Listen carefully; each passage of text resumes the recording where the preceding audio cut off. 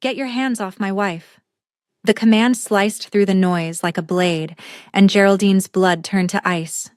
She knew that voice, would know it in her sleep, in her nightmares, in the chaos of 1,000 crowded rooms. Moon Dong-wook stood at the entrance of Club Eclipse like an avenging angel dressed in Armani, and the look in his eyes promised the kind of violence that made grown men weep. The drunk businessman whose hand had been sliding up her thigh jerked away like he'd been burned. Smart man. She wasn't his wife anymore. Hadn't been for 8 months. But try telling that to the most dangerous man in Seoul while 6 months pregnant with his child that he didn't know existed. This was about to get ugly. Welcome back to Afro-Korean World, fam. What you're about to witness is a story of betrayal, manipulation, and a love so fierce it survived the worst kind of lies. Stick around till the very end, because this story will shatter you and then piece you back together in ways you didn't see coming. Trust me when I say your emotions aren't ready for this ride. Geraldine had exactly 3 rules for survival in Seoul's underworld. Keep your head down. Never make eye contact with the clientele. And whatever you do, don't work in Gangnam where Moon Dong-wook's people might see you. She'd been doing fine with rules 1 and 2. Rule 3 had just exploded in her face. I asked you a question, Geraldine. Moon Dong's voice was dangerously soft now as he moved through the crowd. People scattered like he was radioactive. What are you doing here? Her manager, Mr. Kim, appeared from nowhere, his face pale with terror. Mr. Moon, sir, I didn't know she was... Get out of my sight before I forget I'm trying to be civilized tonight. Moon Dong didn't even look at him, his eyes locked on Geraldine with an intensity that made her knees weak. You have 5 seconds. Mr. Kim vanished. The drunk businessman had already fled. The other girls working the VIP section had mysteriously found urgent tasks elsewhere. Even the music seemed quieter, like the club itself was holding its breath.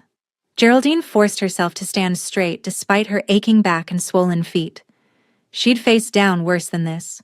She'd survived 8 months alone in a foreign country, pregnant and penniless. She could survive Moon Dong-wook's fury. I'm working, she said, proud that her voice didn't shake. Same as everyone else here. Now if you'll excuse me, I have tables to serve. She moved to step around him. His hand shot out, catching her wrist. Not hard, never hard, but firm enough to stop her. The touch sent shockwaves through her body, muscle memory of all the times those hands had mapped every inch of her skin.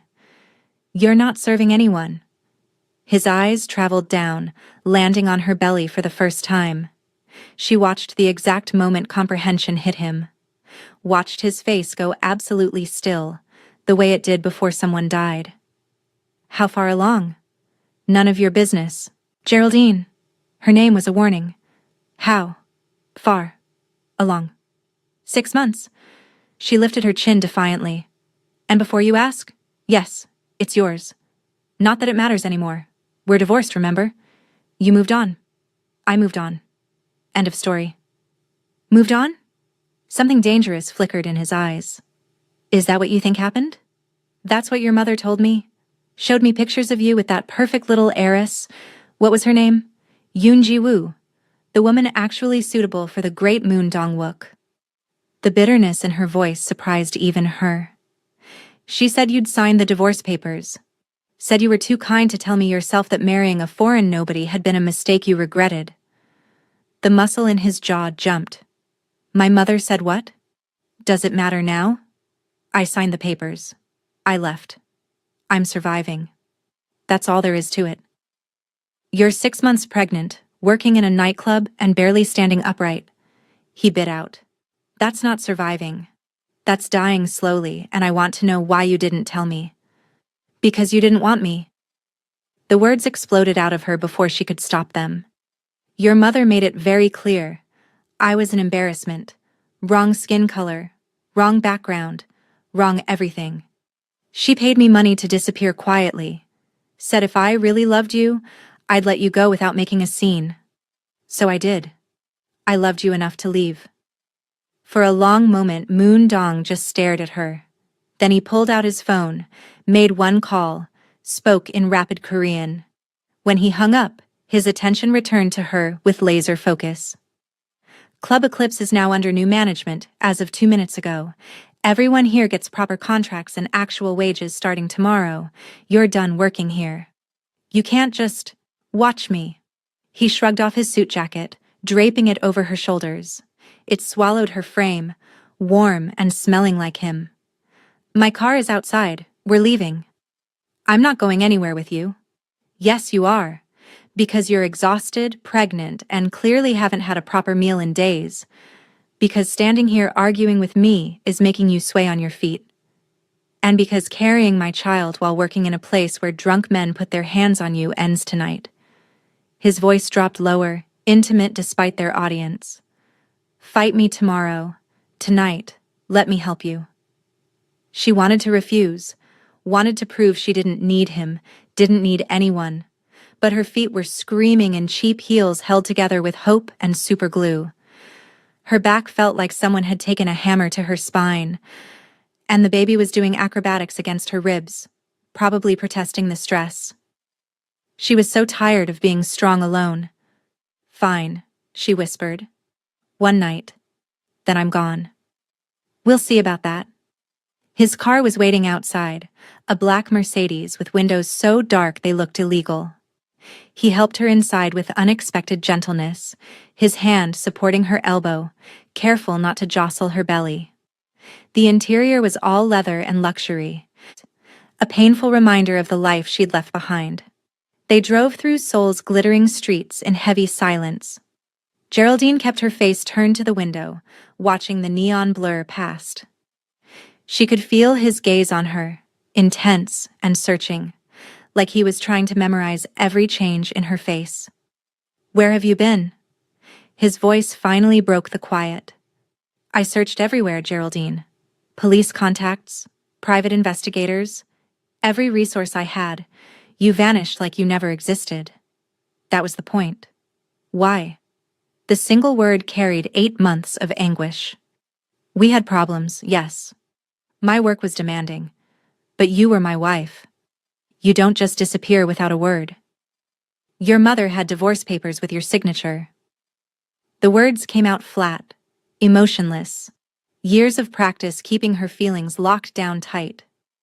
She had photos of you with Jiwoo at galleries, charity events, business dinners. She said you were too polite to tell me yourself that I'd been a mistake. That marrying me had damaged your reputation and you needed someone suitable. Someone Korean. The car swerved slightly as his hands clenched the steering wheel. She said what? She gave me money, enough for a plane ticket and a few months' rent. Said if I really cared about you, I'd leave quietly and let you fix your life. Geraldine's voice cracked despite her best efforts. So I did. I left. And then I found out I was pregnant 2 weeks later, and by then it was too late to come back. You'd moved on. You had Jiwoo. I wasn't going to trap you with a baby you never wanted. I never signed divorce papers. Moondong's voice shook with barely controlled rage. I refused. Told my mother I'd burn Seoul to the ground before I let you go. Geraldine's head snapped toward him. What? I came home one day and everything you owned was gone. Your clothes, your books, that ridiculous collection of vintage records you insisted on buying from Hongdae. Just gone. His jaw clenched. My mother claimed she had no idea where you went. Cried about how she'd tried to convince you to stay, but you were determined to leave. And like an idiot, I believed her at first. Spent weeks thinking you'd left because you didn't love me anymore. But the divorce papers... forged. My signature was forged. He pulled into an underground garage, movements sharp with fury. I had lawyers investigate after 3 months of searching. Found the corrupt officials she'd bribed to file them without proper notification. The divorce was never legal. We're still married, Geraldine. You never stopped being my wife. The words hit her like a physical blow. That's not possible. It's absolutely possible when your mother-in-law is a classist woman with enough money to buy whatever she wants. He killed the engine, turned to face her fully. She lied to both of us, manipulated us both because she couldn't stand that I married a black woman instead of a nice Korean girl from a good family. She destroyed us, Geraldine whispered, the realization settling over her like lead. She took everything. No, she tried to. Moondong's eyes burned into hers. But she failed. Because you're here, pregnant with our child. And I'm not letting you go again. Not ever. The penthouse was exactly as she remembered. Modern, minimalist, expensive. Floor-to-ceiling windows showcasing Seoul's glittering skyline. But there were differences, too. Her books were still on the shelves, organized by spine color the way she liked. Her vintage records were displayed on the wall like art. The plants she'd started were everywhere, clearly maintained with obsessive care. You kept everything, she said, emotion clogging her throat. Of course. He loosened his tie, shrugged off his shoulder holster and gun with practiced ease. You're my wife. Why would I get rid of your things? Because you thought I'd left you. I knew you'd come back. His eyes found hers. Or I'd find you. Either way, this was always your home. She wanted to argue, to point out all the reasons this couldn't work. Instead, exhaustion hit her like a train. Her knees buckled without warning, and suddenly he was there, catching her before she fell, lifting her like she weighed nothing. When did you last eat? He demanded, carrying her to the couch. This morning.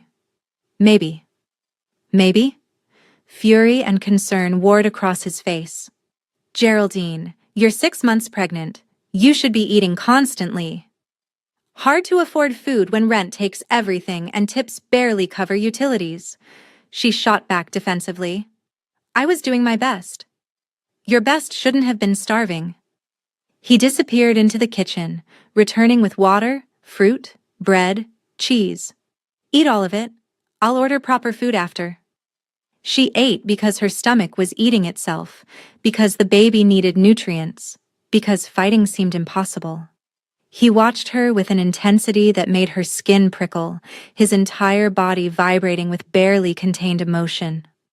I looked for you every single day, he said quietly. Tore this city apart. Had people checking hospitals, shelters, immigration records. Nothing. You'd completely disappeared. I worked in Bucheon for a while. Cash jobs, nothing official. Stayed with other foreigners who didn't ask questions. She took a long drink of water. When I ran out of money, I took the club job. Better pay. No paperwork required. You've been living like that for 8 months. His hands clenched into fists. Pregnant, alone. While I've been... He stopped, clearly editing whatever he'd been about to say. While you've been with women like Jiwoo, she finished bitterly. Jiwoo means nothing. She's a business arrangement my mother tried to force. I've been on exactly 2 dinners with her. Both public, both torture. His eyes burned into hers. There hasn't been anyone else, Geraldine. Not in 8 months. Not ever. You're it for me. Only you. That's not what your mother said. My mother is a liar who will never see either of us again.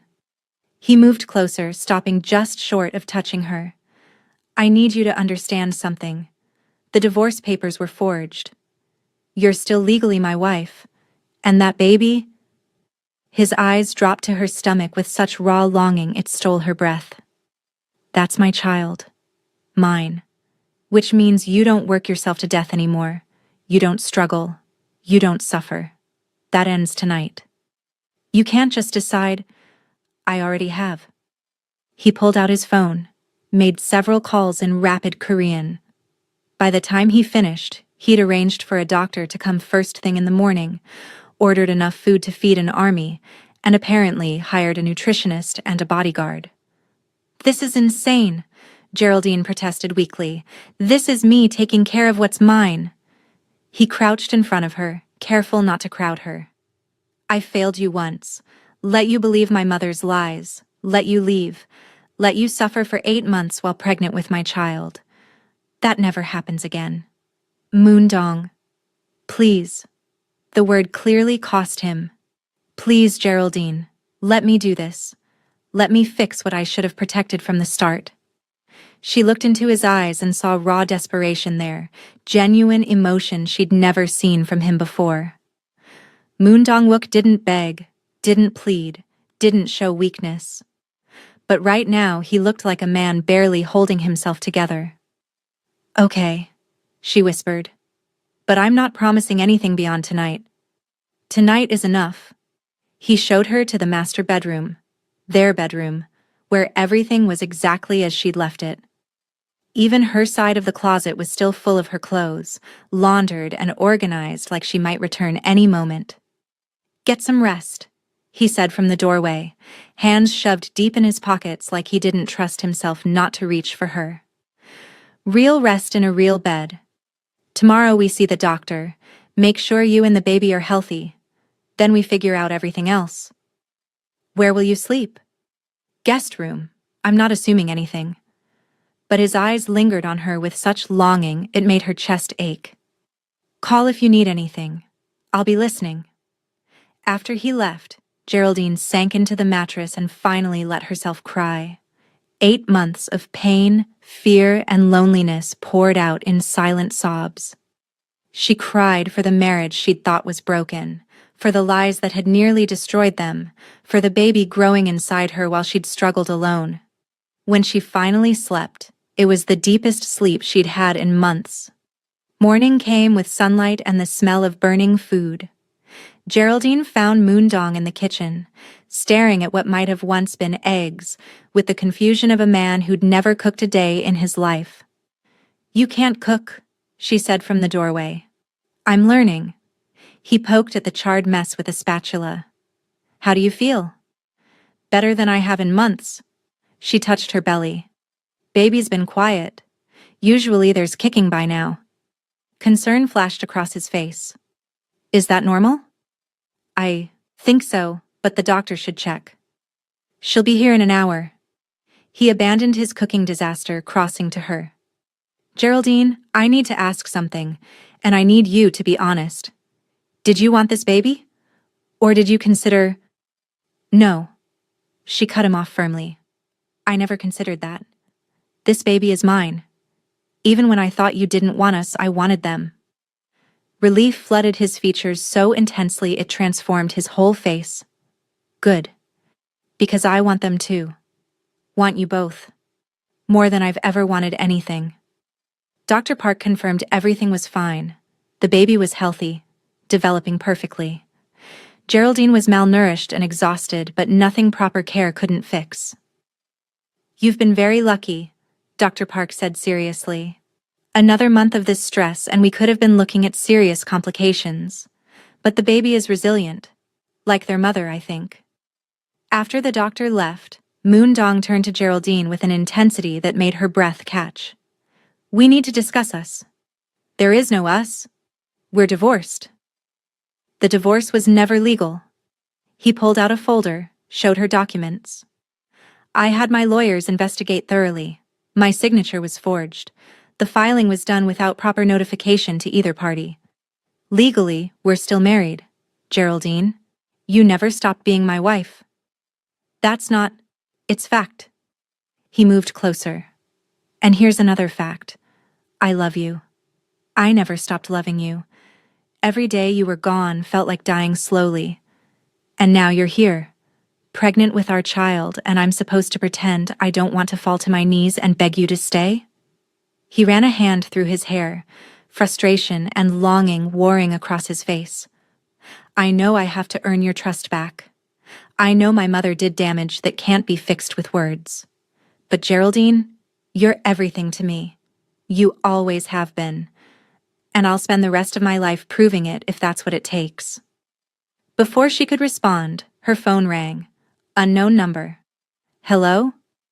Did you really think you could hide forever? Jiwoo's voice dripped poison. Did you think Dongwook would choose you over someone suitable? You're nothing but an embarrassment he'll tire of eventually. And that baby you're carrying? I'll make sure it never has a place in this family. Geraldine hung up, hands shaking. Who is that? Moon Dong demanded. No one. It doesn't matter. Geraldine. He cupped her face, forcing her to look at him. Tell me. So she did, and watched his expression transform from concern to pure, cold rage. Stay here, he ordered, already reaching for his phone. I'm going to handle this. Where are you going? To make sure Jiwoo and my mother both understand what happens when they threaten my family. He was gone before she could argue, leaving her alone in the penthouse with her spinning thoughts and kicking baby. 3 hours later, Moondong returned, looking exhausted but grimly satisfied. It's done, he said simply. Jiwoo's family business, dealings with my organization are permanently severed. She signed an NDA that will destroy her if she ever speaks about you or our child again. And my mother, his jaw clenched, she's cut off. Financially, socially, from my business. Everything. She manipulated us both, nearly destroyed our marriage, and let you suffer while pregnant with her grandchild. She made her choice. Now she lives with the consequences. Moondong, she's still your mother. And you're still my wife. My priority. Always. He crossed to her, his hands framing her face with infinite gentleness. I choose you, Geraldine. Every time, in every way, forever. She wanted to stay guarded, to protect herself from more hurt. But standing in his arms, feeling safe for the first time in months, her walls started crumbling. I'm scared, she admitted against his chest. Of believing this is real, of letting myself need you again, and having it fall apart. Then let me prove it's real. He tilted her face up to his. Move back in officially. Let me take care of you and our baby. Let me show you every single day that you're my world. And if your mother tries something else? She won't. But if she does, she'll discover exactly how ruthless I can be when someone threatens what's mine. The possessiveness should have bothered her. Instead, it made her feel cherished, protected, wanted. Okay, she whispered. But I have conditions. Name them. I'm not giving up my independence. After the baby comes, I'm going back to work. My writing, my career, all of it. Agreed. I'll fund whatever you need. Best equipment, best space, whatever helps you succeed. I'm not taking charity. It's not charity. It's an investment in my wife's talent. He smiled slightly. Also, non-negotiable. What else? No more secrets. About your business, your family, anything that affects us. Complete honesty. Deal. And I have a condition of my own. What? Marry me again. At her shocked expression, he continued. A real wedding this time. Not the rushed ceremony my mother forced because she thought she could control you. Something real, with your family there, your friends. I want to marry you again with no doubts, no lies, nothing but us choosing each other. That's excessive. Geraldine, I let you believe I didn't want you. Let you suffer alone while pregnant. The least I can do is make sure the entire world knows you're mine and I'm yours. Properly, this time. She looked at this man who'd searched soul for her, who'd cut off his own mother for manipulating them, who looked at her pregnant belly like it contained his entire universe. Ask me properly, she said softly. He dropped to one knee right there, his hands gentle on her belly. Geraldine, love of my life, mother of my child, woman who makes me want to be better than I am. Will you marry me again? For real this time? Will you build a life with me, raise our baby together, and let me spend every day proving I'm worthy of you? You're already worthy, she whispered, touching his face. You always were. I just couldn't see it through your mother's lies. Is that a yes? It's a yes. He stood, pulling her into a kiss that tasted like second chances and new beginnings. The baby kicked between them, and they both laughed. Active little thing, Moondong said, his hands spanning Geraldine's belly with wonder. Takes after their father. Let's hope not. One of me is enough chaos for any family. He pulled out his phone. Dr. Park, we want to know, Can you tell us the gender from this morning's ultrasound? He put it on speaker. Congratulations. Dr. Park's warm voice filled the penthouse. You're having a boy. Moondong's face transformed completely. Wonder, joy, fierce protectiveness all at once. A son, he breathed. We're having a son. Geraldine found herself crying again, overwhelmed by seeing him like this, by their son becoming real. A boy. He dropped to his knees, pressing kisses to her belly. Hi, little one, I'm your appa. I promise I'll keep you and Yuriyama safe. Always. No matter what. The next 3 months passed in a blur. Moondong threw himself into preparation with an intensity that would have been alarming if it wasn't so endearing. He researched cribs like he was buying military equipment, tested car seats personally, and somehow ended up with enough baby clothes to outfit a small nation. This is excessive, Geraldine protested, looking at mountains of tiny outfits. Our son deserves options. He held up a onesie that said Daddy's Boy in Korean. Besides, look how cute this is. You're impossible. You love it. He wasn't wrong. Her writing studio opened 2 weeks before her due date. A beautiful space in Yeonnam-dong with natural light and exposed brick. Her first manuscript was already generating buzz from publishers. A memoir about identity, belonging, and surviving in a foreign land. You're brilliant, Moondong said, reading her draft. This is going to change lives. You're biased. I'm honest. The publishing world won't know what hit them. Everything was falling into place almost too perfectly, like the universe was compensating for 8 months of hell. Then Geraldine's water broke at 2 a.m., 3 weeks early. Okay, don't panic. Moondong was absolutely panicking, running around like his hair was on fire. Hospital bag. Where's the hospital bag? I had it right here. Why is nothing where it should be? We're having a baby. We're actually having a baby right now. Moondong. Geraldine gripped his arm through a contraction. Breathe. You practice this. That was theoretical. This is real. Our son is coming. What if I drop him? What if I mess up? What if you get me to the hospital before I have him in the car? That snapped him back to focus. Labor was brutal, 16 hours of pain that made Geraldine question every decision that led to this moment. But every time she wanted to give up, Moondong was there, holding her hand, whispering encouragement in Korean and English. You're the strongest person I know, he said during a particularly vicious contraction. You survived my mother's manipulation. You survived 8 months alone. You can survive this. You can do anything. When their son finally arrived at 6:43 p.m., screaming his fury at being evicted from his warm home, time stopped. The nurse placed the baby on Geraldine's chest, and she fell completely apart.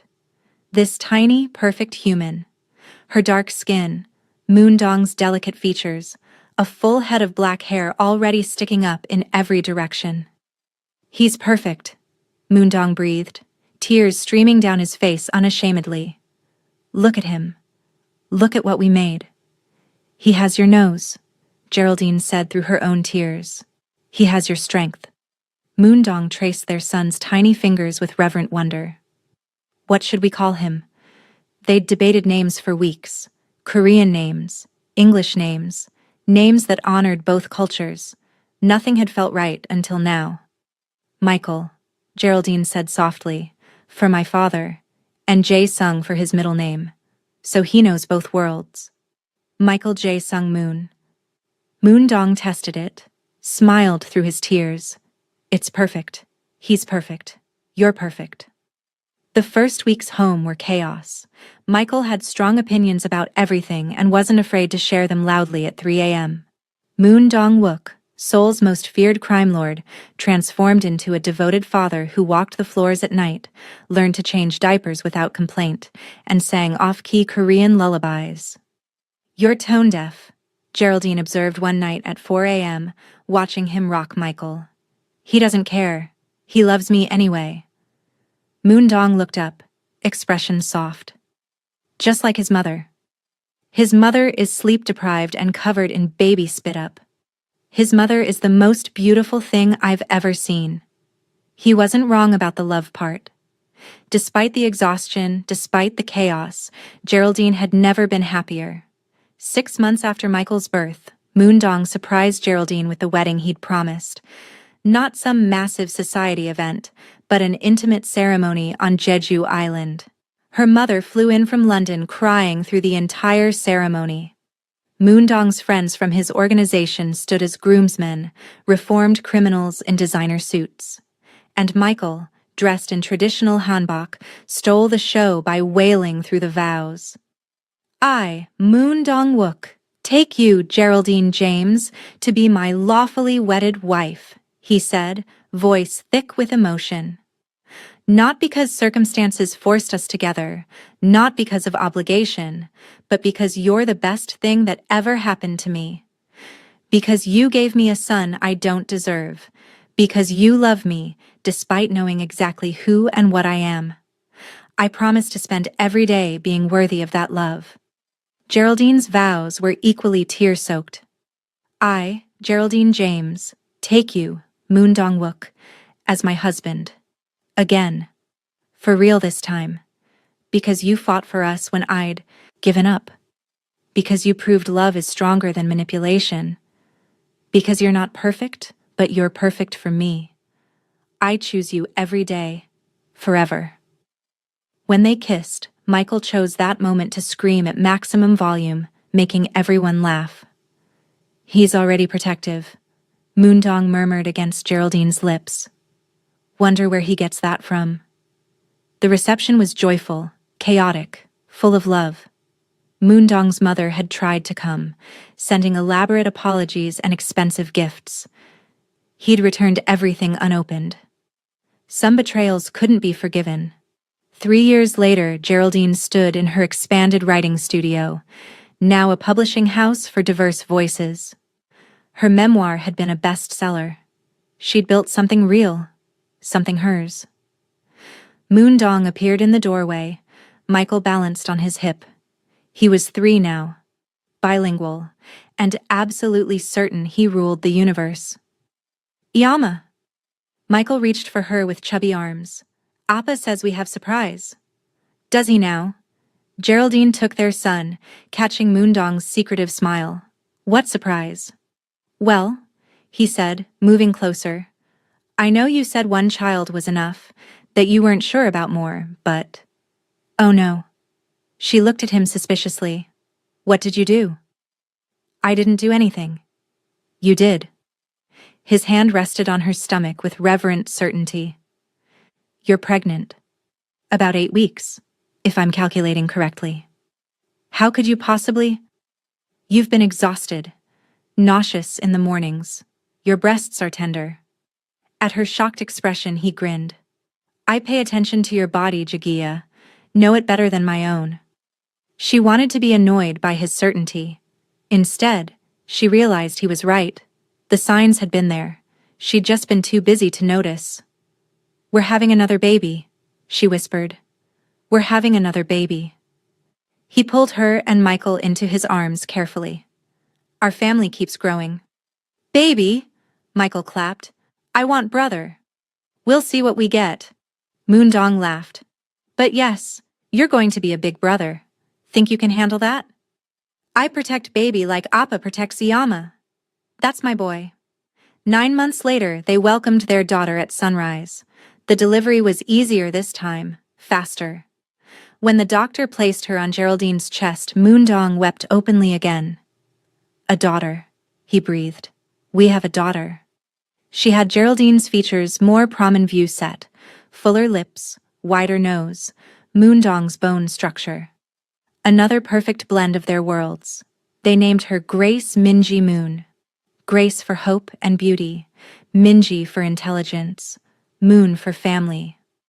Michael was fascinated and slightly jealous. He touched his sister with exaggerated gentleness, mimicking his father's carefulness. Baby small, he observed in Korean. You were that small once, Geraldine said, pulling her son close. Now I big brother. I protect. That's right, Moondong said, sitting with both children. You're the big brother now. That's an important job. 5 years. After Moondong found Geraldine working at that club, they celebrated their actual 12th anniversary, counting from their original forced wedding. Because, as Moondong insisted, every moment counted, even the painful ones, their penthouse was controlled chaos. Michael, now 8, was showing signs of inheriting his father's strategic mind and his mother's creativity. Grace, 5, was pure sunshine in human form, charming everyone she met. 2 kids, Geraldine said, watching Moondong referee a pillow fight while trying to answer business calls. How did we end up with 2 kids? You're beautiful, and I have zero self-control around you. He ducked a flying pillow. Also, we're apparently very fertile as a couple. She laughed, the sound filling their home. Her publishing house had expanded internationally. Moondong's empire was completely legitimate now. No blood money, no violence. They'd built something remarkable together. Do you ever regret it? Moondong asked that night after the kids were finally asleep. All the pain we went through to get here? Geraldine considered it. The manipulation, the lies, 8 months pregnant and alone, the fear, the struggle. No, she said finally, because all of it led here, to us, to our family. I'd walk through fire again to get to this moment. So would I. He pulled her close on their balcony overlooking the city that had witnessed their entire story. You're my miracle, Geraldine, the impossible thing that saved me from becoming a monster. And you're mine, my dangerous man who turned out to be my fairy tale. They stood together as souls sparkled below them. 2 people torn apart by lies and manipulation, who found a love that conquered everything thrown at them. Their journey had been anything but simple, but it had been theirs, and it had been worth every painful step. If this story absolutely destroyed you in the best way possible, I need you to do 3 things right now. First, obliterate that like button. Show me this story, hit you where it counts. Second, subscribe to Afro-Korean World and turn on notifications because I drop stories like this that will wreck your emotions every single week. Third, and this is the most important one, drop a comment right now telling me the exact moment you started crying. Was it when Moondong found her at the club? When he realized she was pregnant? When he proposed again? When their son was born? I want to know which scene broke you because I guarantee at least 5 moments in this story had you in tears. And if you know someone who needs to hear a story about second chances, about love that survives manipulation and lies, about fighting for what's yours, share this video with them right now. Tag them in the comments. Send them the link. Because stories like this remind us that real love doesn't give up, even when everything tries to tear it apart. Hit that subscribe button, fam. We've got more emotional roller coasters coming your way, and you don't want to miss a single one.